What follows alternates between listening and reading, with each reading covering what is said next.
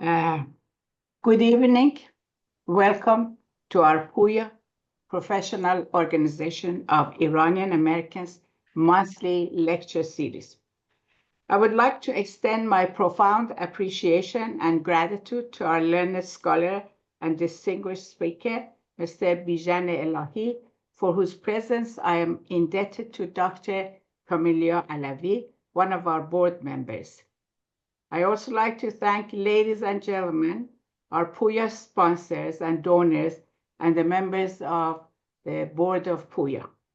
For those who do not know, PUYA is an affiliate of Kanoon and is a non-religious, non-political, and purely an independent organization which holds monthly lectures by scholars in different sciences to give us a wide spectrum of different sciences in addition to humanities and cultural topics, glorifying our country, Iran.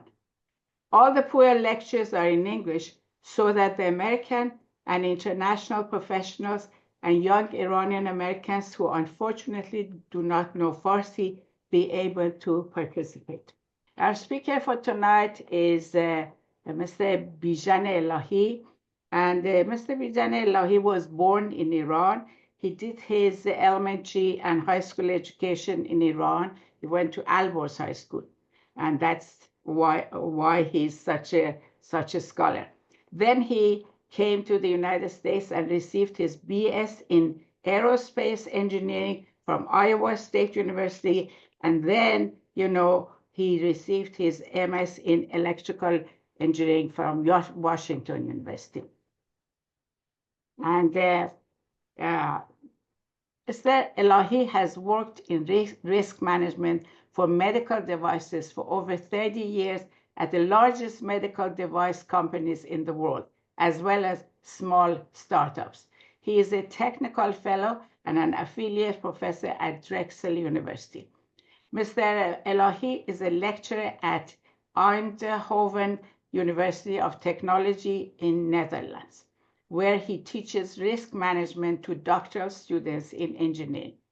Mr. Elahi is the founder of MedTech Safety Corporation, an education and advisory company. He has educated over 10,000 individuals worldwide with outstanding results.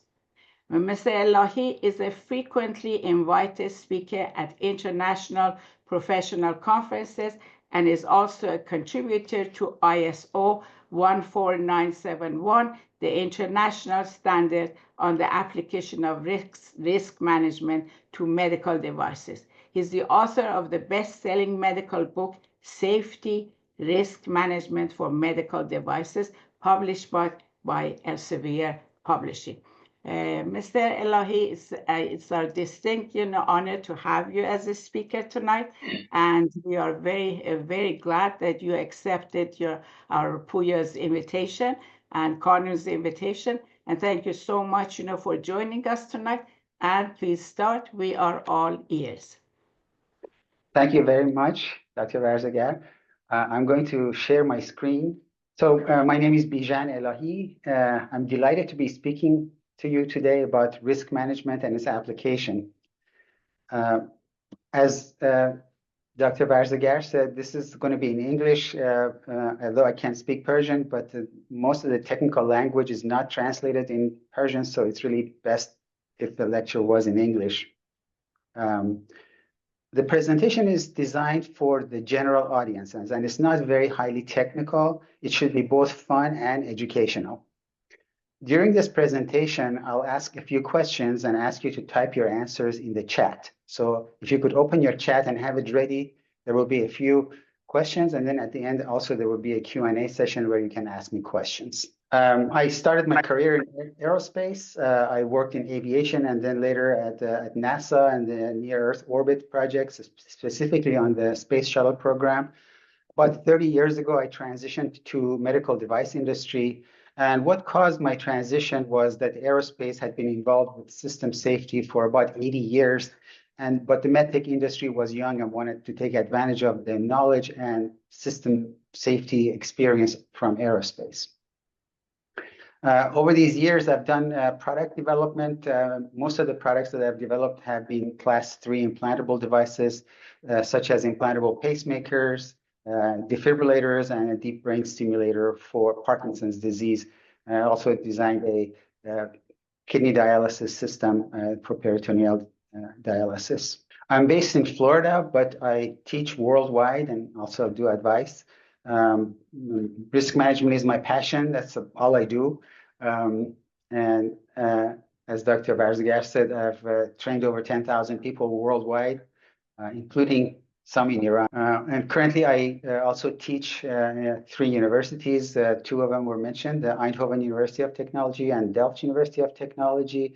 And then that's probably because I used to live in the Netherlands. And when I came back to America, the FDA contacted me and asked if I would also teach in America. So I was connected with Dr. Pourrezai, and now I help teach a course in the Graduate School of Biomedical Engineering at Drexel. ISO 14971 is the international standard for medical device risk management. As was mentioned, I'm a contributor to it, but I'll also talk more about the content of it and how it plays a role. And oops, sorry, wrong slide. Here are the 2 books that I've written on the subject. They are used as university textbooks, as well as professionals use it as a reference. It is published in London, UK, by Elsevier. And that's all. So I'll now start on the actual body of the presentation. I'm going to speak about risk management in general and its applications. So we'll go forward now. Before I start, I want to contrast the 2 concepts of safety and risk. These are related, but they are different. Safety is an attribute which focuses on the prevention of harm or injury to people, for example. In this picture, you see this person is dressed in full gear to protect himself from exposure to toxins to keep safe. But risk is a broader concept, and it encompasses safety, but more. It's about planning and prevention.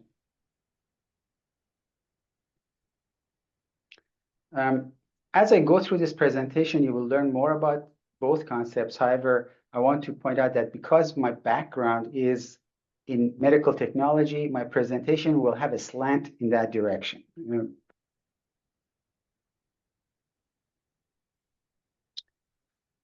So we want to keep people safe, but let's start from the beginning. What is safety? Safety is formally defined as freedom from unacceptable risk. All right, so we want to keep ourselves away from a certain amount of risk. But now the second question that comes is, what is risk? I'll give you 3 definitions. Definition 1 from Oxford English Dictionary that says, risk is exposure to the possibility of loss, injury, or other adverse, unwelcome circumstances or a chance or situation involving such a possibility. When we look at this definition, we see that it talks about possibilities, and it also talks about things that we don't like loss or injury. And it also says it's also a chance or a situation that could involve such a possibility. So let's go to the second definition. This one is from the US government. It's defined as the potential for full or partial loss of something of societal value due to actions under conditions of uncertainty regarding future adverse events. These definitions, because they're formal, they're kind of convoluted, they're not so simple. But again, if we analyze this, we'll see that it talks about a potential for loss and loss of something that is valuable. Now I'm going to show you the third definition from ISO 14971 that defines risk as the combination of the probability of occurrence of harm and severity of that harm. This is designed for medical technology, but again, when we look at this definition, we see that it talks about a probability of occurrence of something that we don't like, harm, but then it talks about severity. So we set that aside for now. As we look at all these things, we can conclude that when we talk about risk, what we mean is the potential or the probability for something undesirable. This is the fundamental concept about what is risk. There are many different types of risk. For example, risk to health. This could be, for example, injuries or illness.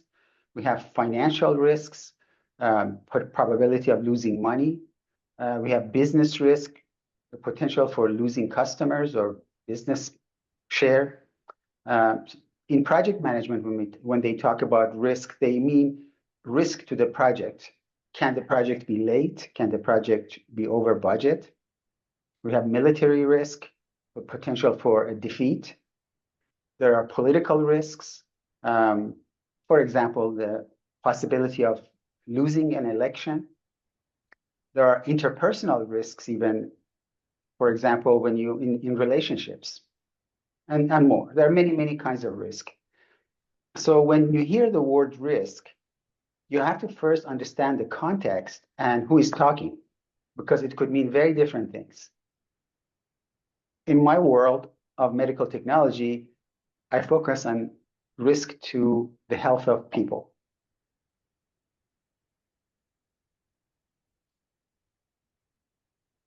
Now, let's talk about risk management versus risk elimination. As the name implies, risk elimination is intending to eliminate risks, but it's broadly accepted that it's not possible to remove all risks. So if we accept that we always have some risks to contend with, then we have to manage the remaining risks. So these are different concepts. Usually, risk elimination precedes risk management because we intend to reduce the risk to the degree possible, and then what's left we have to manage. So now the question is, what is risk management? Risk management is defined from ISO 14971 as the systematic application of management policies, procedures, and practices to the tasks of analyzing, evaluating, controlling, and monitoring risk. I'm going to parse this for you because it's a convoluted, complex sentence. First, says systematic. Risk management is not ad hoc. As envisioned by the standard, it's a formal process that unfolds in a certain order. Application of management policies. Management policies are the overarching methods and attitudes that a company has, a management puts in place, on how we want to manage risk. These could be such as we want to reduce risks as far as possible, or we want to reduce risks to the degree that's practicable. Then next word is procedures, application of procedures. Procedures are the methods by which risk management is performed in an organization. In companies, they call these SOPs, which stands for Standard Operating Procedure. It's a prescribed methodology. And then finally, it says practices. So these are work instructions, templates, or specific ways of doing things, which are subordinate to the procedures. So that's the first line. Second line talks about tasks of analyzing, evaluating, controlling, and monitoring risks. These are 4 specific things that are expected by ISO 14971. I'll talk a little bit more in detail about each of these in this presentation, but these are 4 specific things that are expected. Risk management is an interdisciplinary endeavor. It touches on many areas such as engineering, science, mathematics, statistics, law, psychology, logic, sociology, clinical factors, human factors, quality, manufacturing, regulatory. There are many, many areas. The takeaway from this is that no one person can claim to have expertise in all of these areas. So it is a team sport. Risk management requires the participation from many areas within an organization.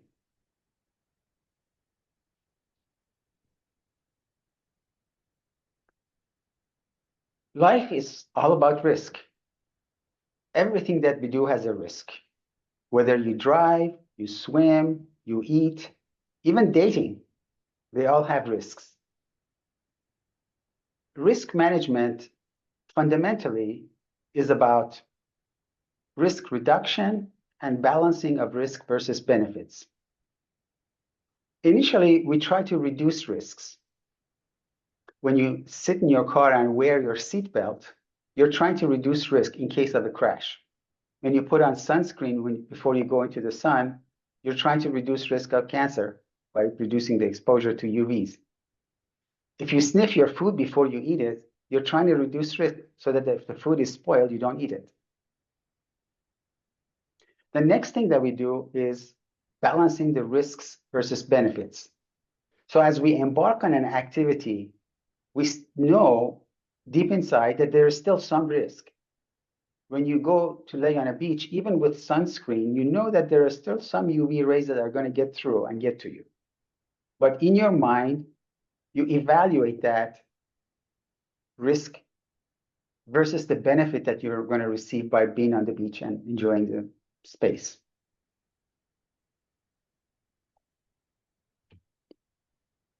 So who does risk management?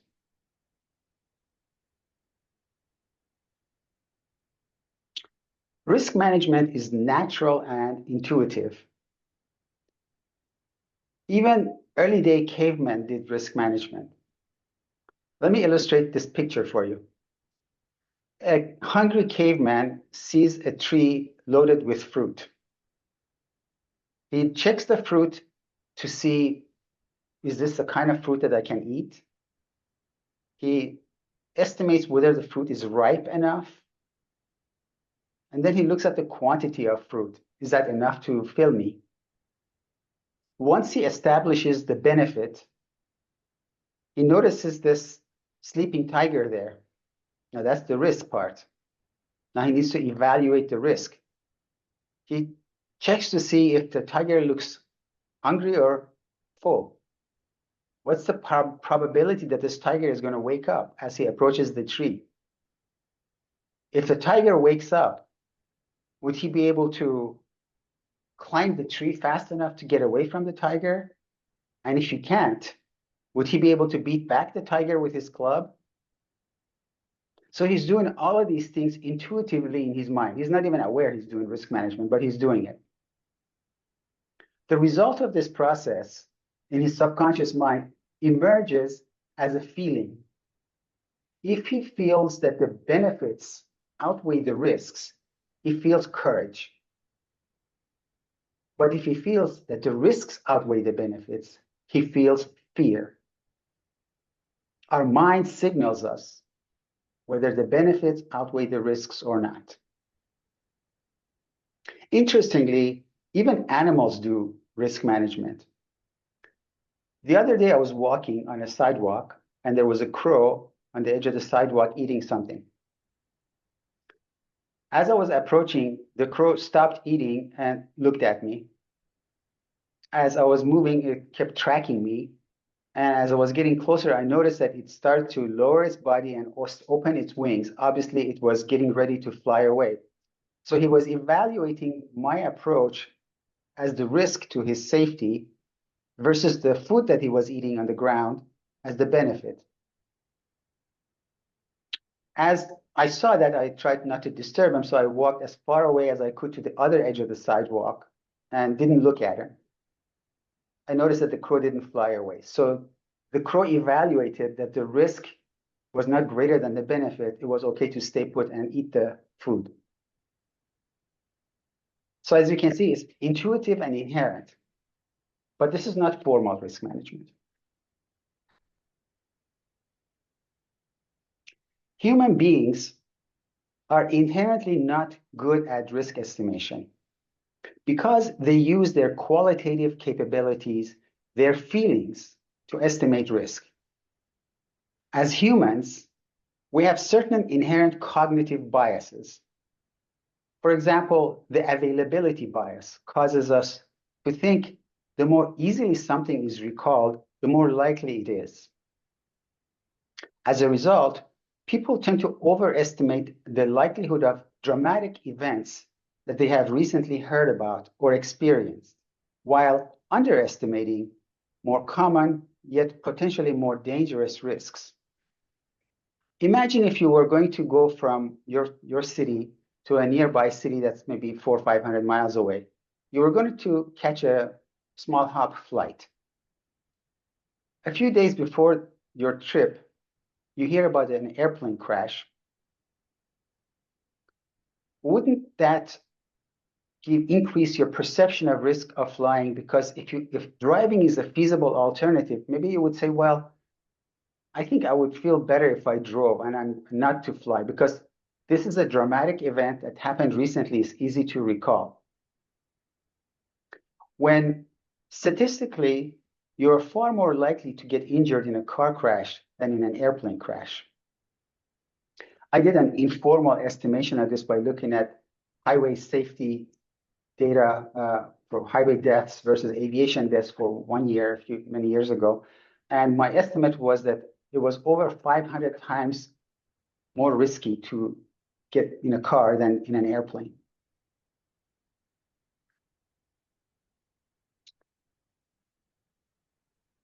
Culture is another contributor to our errors in risk estimation. I'll talk more about both of these factors in the coming slides.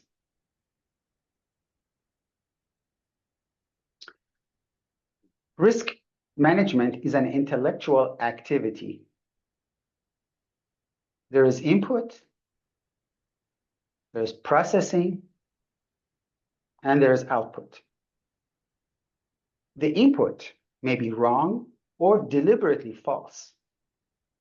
It may be distorted. And even if it's true, it's possible that we don't hear or see it correctly. Assuming that true and correct information comes to us, it's possible for it to get colored by our frames of reference, which are formed by our experiences, education, social, cultural, and geographical backgrounds.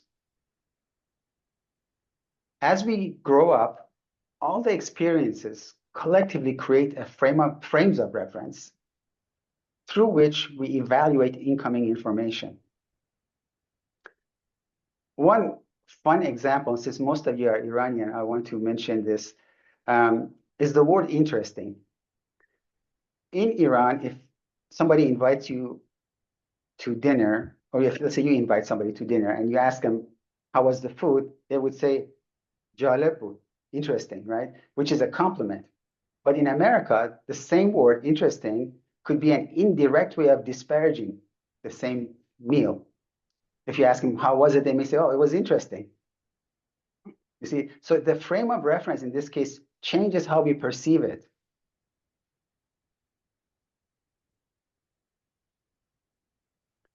So if all of that is good, let's say you will manage to get correct information, undistorted, through your frames of reference, the next part is cognitive abilities. How do we process that information? There are cognitive traps or biases, which are just part of being a human. We cannot eliminate them. All we can do is to process them. Oh, I guess I just jumped the gun. This part, the brain part, this is about the processing part. This means that this information may come to us, but we may not have sufficient intellectual knowledge to process it.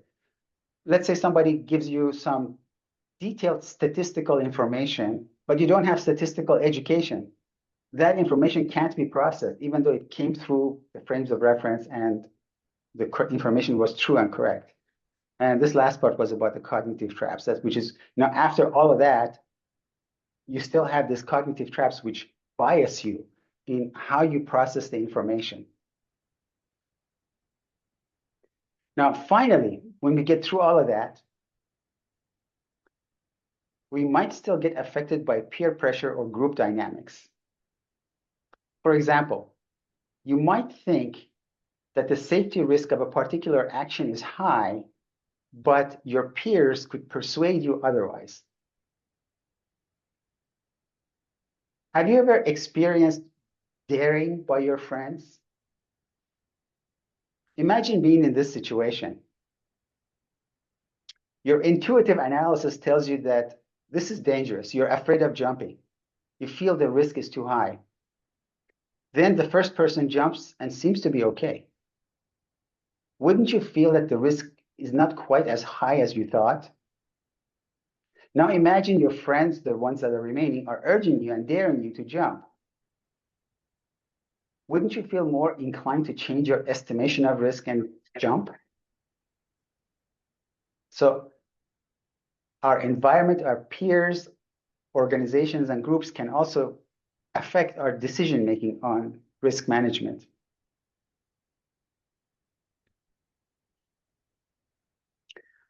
Now I'll talk a little bit about some of the cognitive biases. There are many biases. This is just a small sampling of them.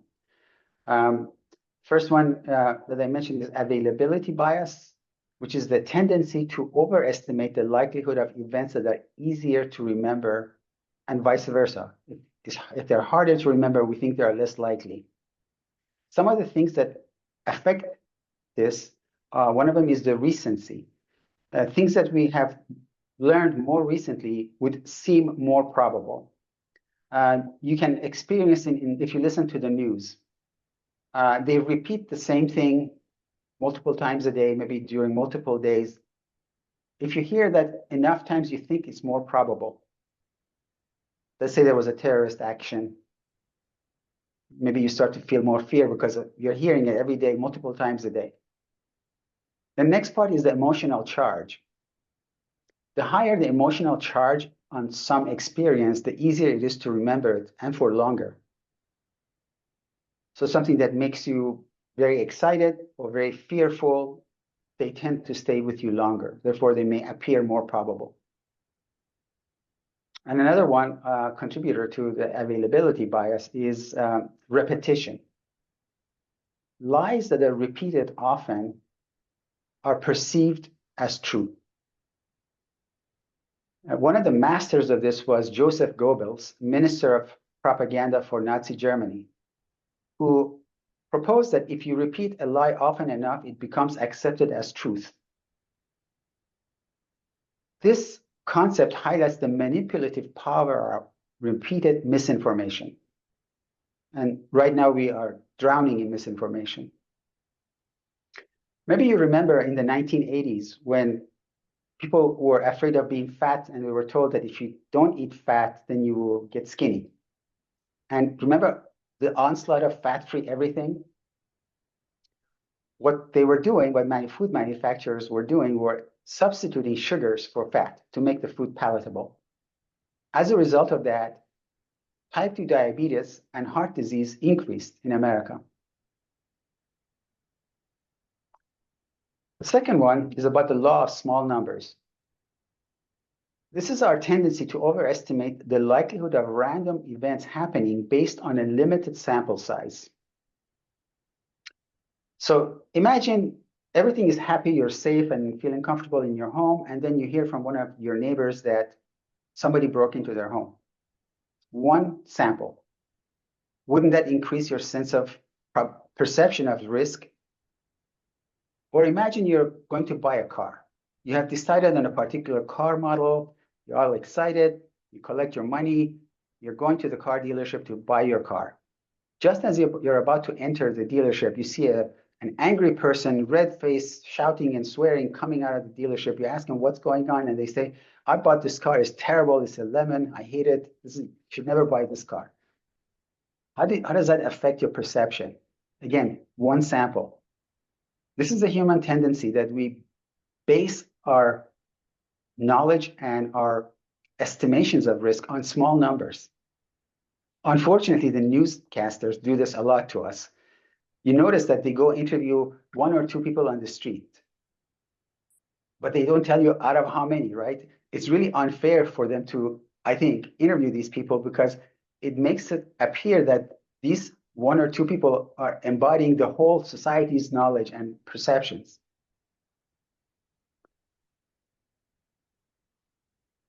I'll talk about confirmation bias a little bit more in the following slide. So I'll skip that and go to the anchoring bias.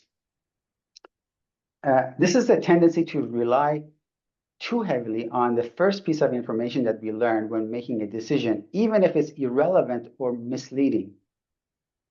An example of this is if you have noticed sometimes when you go shopping, you see price tags attached, let's say, to a piece of clothing.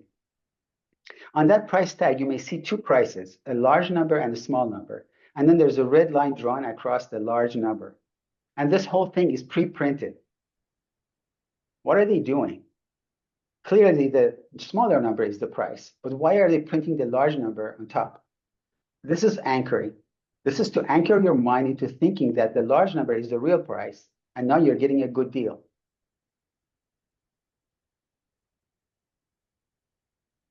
The next one, overconfidence bias, also known as Dunning-Kruger effect. This is the tendency to overestimate our own knowledge, skills, and abilities. People tend to do that. In a study by Williams in 2003, they interviewed 909 people and asked them about how do they evaluate or judge their driving capabilities. 673 out of 909 thought they are above average. That's 74%. Statistically, that's impossible. But most people, if you ask them about their skills and abilities, they think they are better than average. Next one, sunk cost fallacy. This is a tendency to continue to invest time, money, or effort in something that is failing. Let's say you're working on a project, you have invested a year and $1 million in it. It doesn't look good, things are going downhill. There are tendencies to continue, keep spending money, keep spending time, hoping that maybe it'll turn around. The same principle works in investments. Sometimes people buy a stock, it's going downhill, it's bad. Instead of selling it, they keep waiting, or maybe even buy more, or gambling. Interestingly, this also works in interpersonal relationships. You may have known people who have been in a bad relationship. Maybe they've been married to the wrong person for 10 years. Things are not good, but they just don't want to let go because they've invested 10 years of their life in it already. And last one, optimism bias. This is the tendency to think that bad things won't happen to us. They happen to other people. And this happens in business, by the way, all the time. In another interesting study, Weinstein in 1980, researchers found that 93% of college students believed they were less likely to get cancer than their peers, despite the fact that their individual risk factors didn't significantly differ from the other people in their group. People tend to be more optimistic.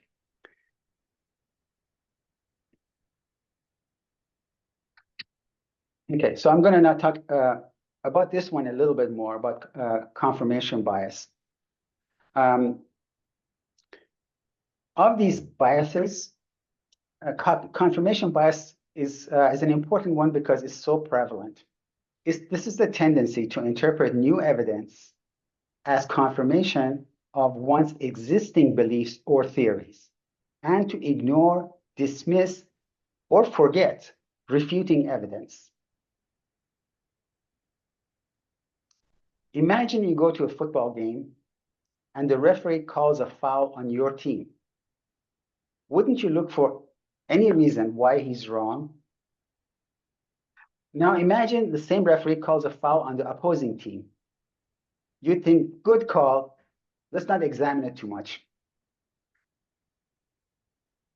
Similarly, if somebody criticizes your work, you'd look for reasons why they're wrong. But if somebody gives you a compliment about your work, would you look for reasons that they may be wrong? So confirmation bias works in all of us. Confirmation bias works in three ways on our brains. First, we see clearly any evidence that supports our beliefs, but either don't see or dismiss any refuting evidence. If there are any ambiguous evidences that can be interpreted one way or the other, confirmation bias makes us interpret that ambiguous evidence in our own favor, and sometimes even substitute our own beliefs in place of that ambiguous evidence. And it would feel unimaginable to interpret the ambiguous evidence in any other way.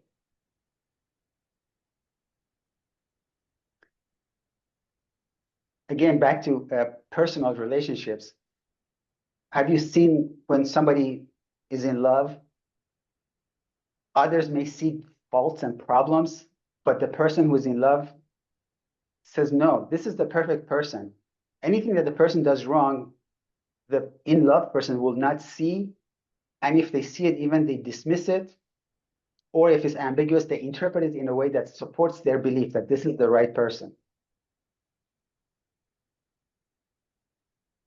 Third way that confirmation bias works on our brains is that even if all the evidence is clearly presented to us, unconsciously, slowly, we forget the refuting evidence, but remember the supporting one. Here's a fun example of this.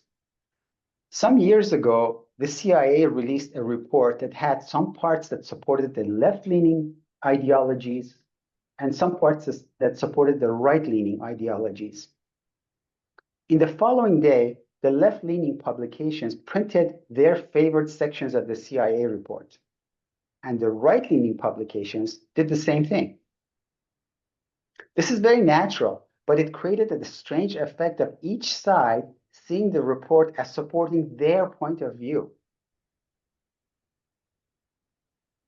What's interesting is that if you asked, for example, a left-leaning reporter, did you see the opposing evidence in the report? They would say no.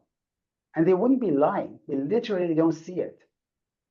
Now, if you show them the report, say, look right here.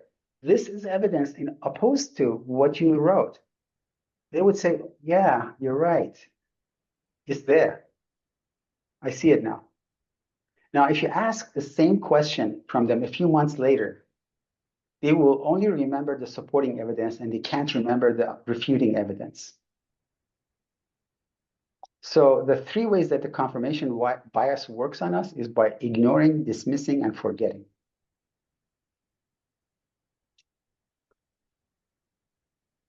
Okay, now I'm going to start talking about formal methods. So far, it's been the informal methods. ISO 14971 is the foundation of formal risk management for medical technology. And this is what I teach, formal methods. I've even in my books, I've covered the same. I only have a little bit of time to talk with you tonight. So all I'm going to give you is just a small taste of what formal methods are like and when it's appropriate to use it.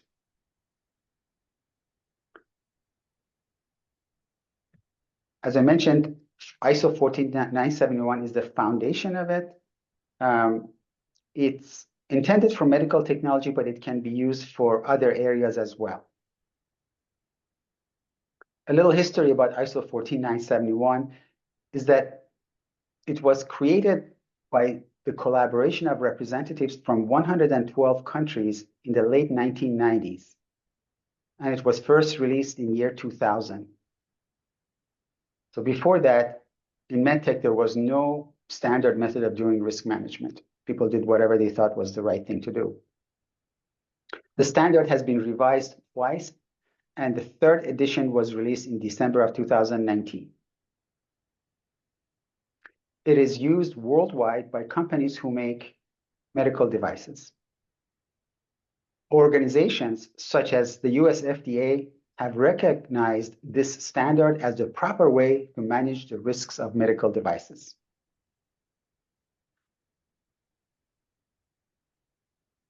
Like any other domain, medical technology has its own vocabulary. I'll talk about 3 terms from ISO 14971.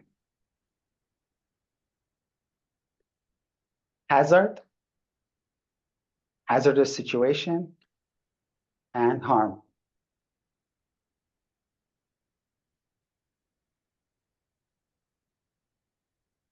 Hazard is the potential source of harm. It's defined in section 3.4 of ISO 14971.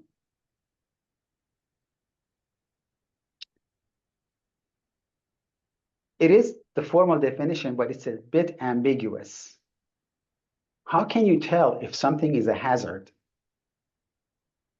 You can ask yourself that if you were exposed to that thing, could you potentially be harmed?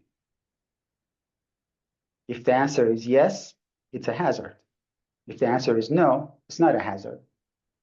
So this is a very simple test to apply to know whether something is a hazard. Let's try a few examples. Lightning. Is this a hazard? And here's where you can type in your chat. Yes. You can say yes or no. Yeah, you can also speak, but typing is easier because there are so many people.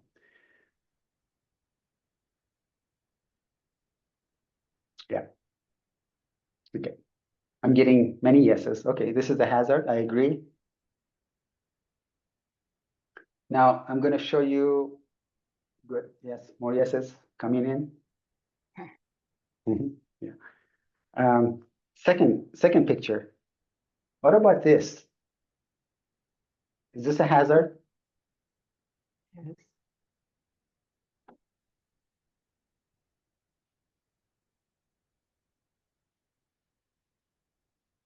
You can also look at the chat and see everybody's answers.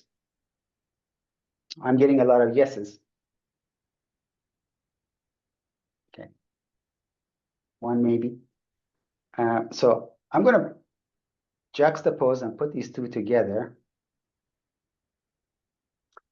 Let's think about the definition of hazard. Hazard was something that has a potential for causing you harm. And I said to tell whether it's a hazard, ask this question. If I was exposed to this thing, could I be harmed? Well, clearly, if you're exposed to lightning, you would be harmed. But what about this bulging tire? What if I touched that? Would that harm me? No, it doesn't harm me. But if I was driving in a car with a bulging tire and the tire exploded at high speed, my car could go out of control, I could crash, and I could get injured. So you see, it's not the bulging tire, it's the crash that causes the injury. So the bulging tire is not a hazard, it's a cause for a hazard. Mm. This is where formal risk management is different from normal life and normal English. Even though it sounds like a normal English word, hazard, if you use formal methods of risk management, you have to interpret it in a different way. This causes confusion in people a lot because they forget that they're in the domain of formal risk management and they start thinking in English and they get confused.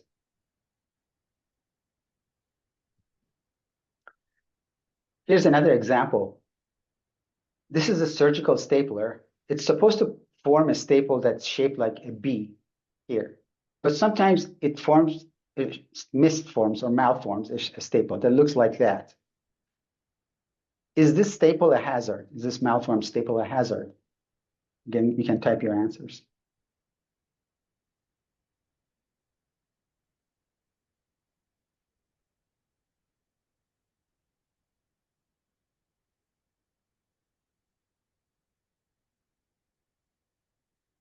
Yeah. So I'm getting mostly yeses, one no.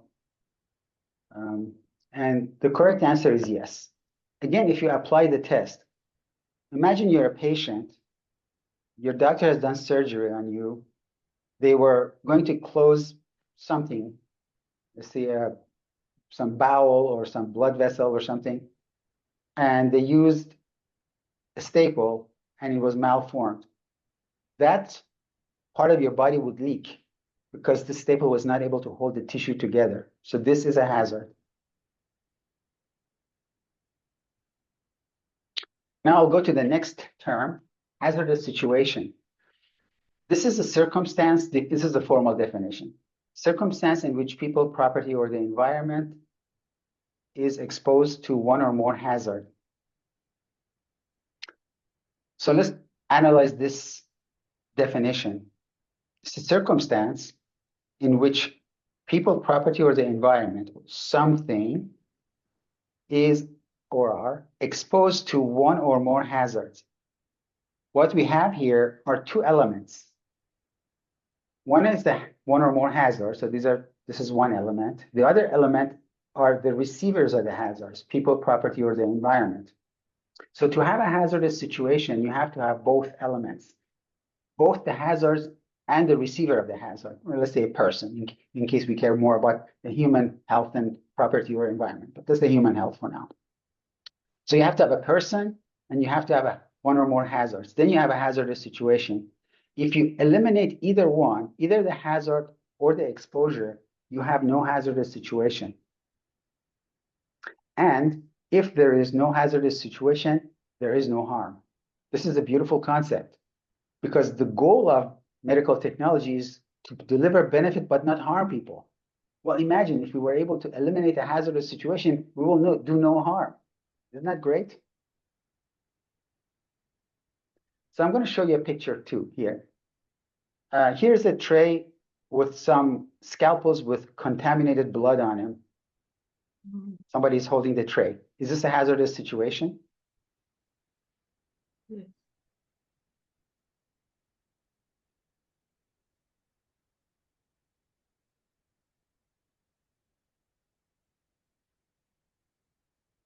Lots of yeses, one no.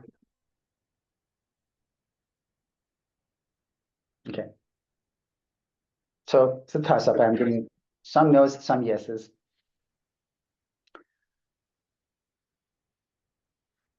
So remember that a hazardous situation is one where there is exposure to a hazard. So here's the person holding the tray. I see the hazard. And by the way, can you guys tell how many hazards we see here? Me. There are two.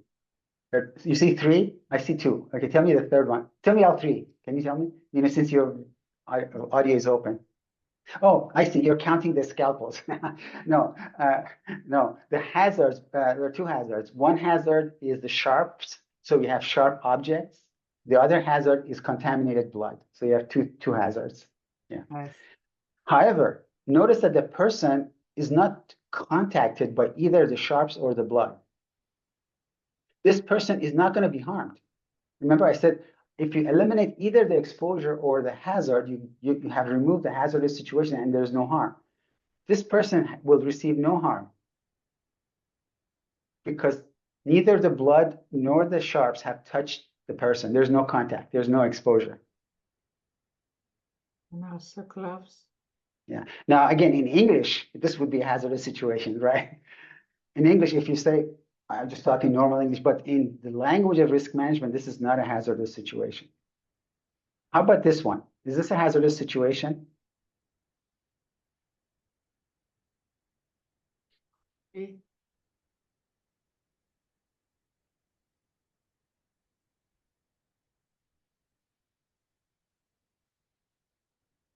Yeah, many yeses. Yep, that's true. It is a hazardous situation because a punch is a hazard. If you're hit with a fist, you can get hurt, right? So it's a hazard. And you can see the fist with the punch is contacting the receiver of the punch. We have a hazardous situation. That means the receiver of this punch is going to get some injury. Could be minor, could be major, but they're getting injured. And one last one. Is this a hazardous situation? Yeah.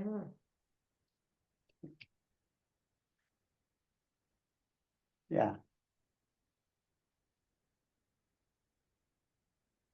Okay, very good. You guys are doing very well. Good job. This is a hazardous situation because The woman on the left is receiving all kinds of bacteria and viruses from the person on the right. There's no protection.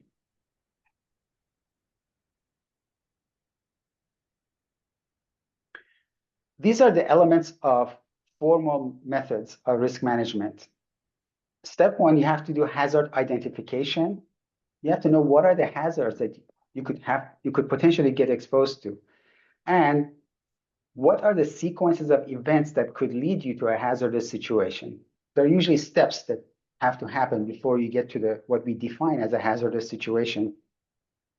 Then you have to identify the harms. Well, if you are exposed to those hazards, what kinds of harms can happen to you? You can bleed, you can get infected, all kinds of organ failure, many things can happen. Then we calculate the risk. This is where we do risk estimation. There's a probability that we can get harmed.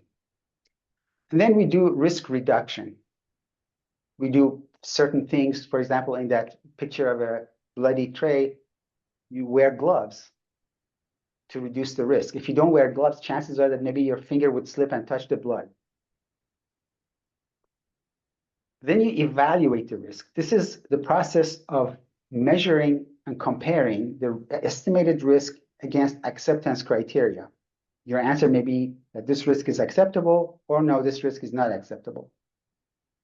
And then you do benefit risk analysis. Do the expected benefits outweigh the risks of this device? And since it's medical, it's called medical device. Or you can apply it to other things. Let's say it could be an investment even, do the benefits outweigh the risks? Usually medical devices are not approved until the benefits outweigh the risks and the risks are acceptable. And then the last step is monitoring. All of the above steps are predictive engineering. We are trying to predict the future. What could go wrong? And if that something goes wrong, what could be the consequences? And are those consequences acceptable, controllable? All of these are predictions. But just like meteorologists, we're not perfect in estimating the future. Sometimes we make mistakes, and monitoring is how we can correct for those mistakes. We observe, it's called post-market surveillance. We observe how the medical devices are performing, then apply it to anything. How is it performing? We did the predictions, we made the decision, we took the step, but were we right? And if we weren't right, how can we correct that? These are the steps.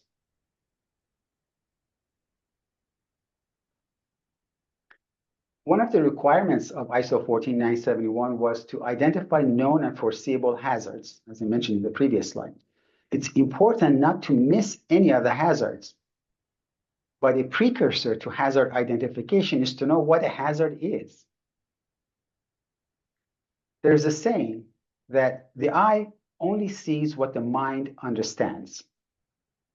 What this means is that we may capture an optical image on our eye, but if our mind doesn't understand it, it will get ignored. Mm-hmm. Imagine you're walking in the woods and walking by a lot of different plants. If you don't know the plants, your eye only sees greenery. You don't actually see the plants. In other words, if somebody asked you on your walk in the woods, did you see any poison ivy? Even if you have walked by some, you couldn't say yes unless your mind recognized the plant. By the same token, unless we know what a hazard is, you might just pass it by, not knowing that it could be a source of harm.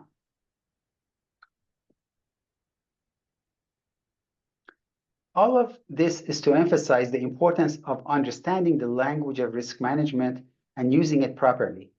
Otherwise, we could create confusion and cause harm to people or losses or damage. Now, all that said, formal risk management is difficult, is time-consuming, and is expensive. We can't do formal risk management for everything. Sometimes we just have to do that quick, intuitive risk management. Imagine if you're walking on a bridge over a river and you see this car careening fast toward you. You don't have time to do formal risk management. You need to instantly decide, is this car about to hit me or not? And if it's about to hit you, your option is to jump off the bridge into the river.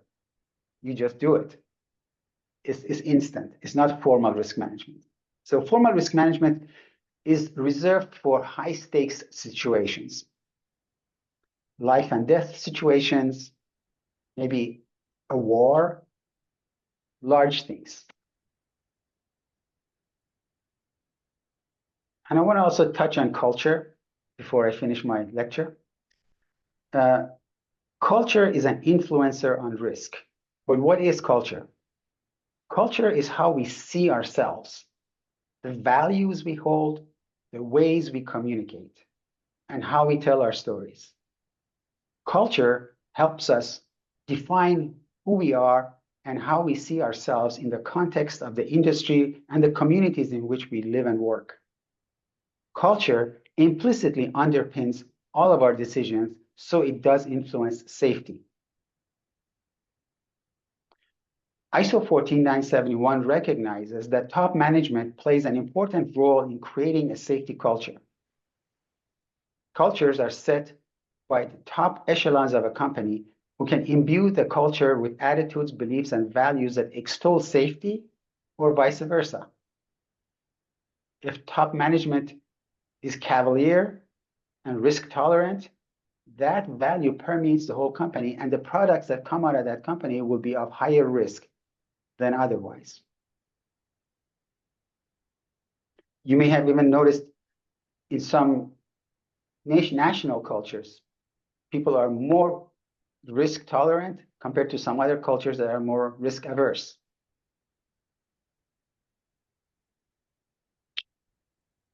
That is the end of my lecture. I'm available for questions.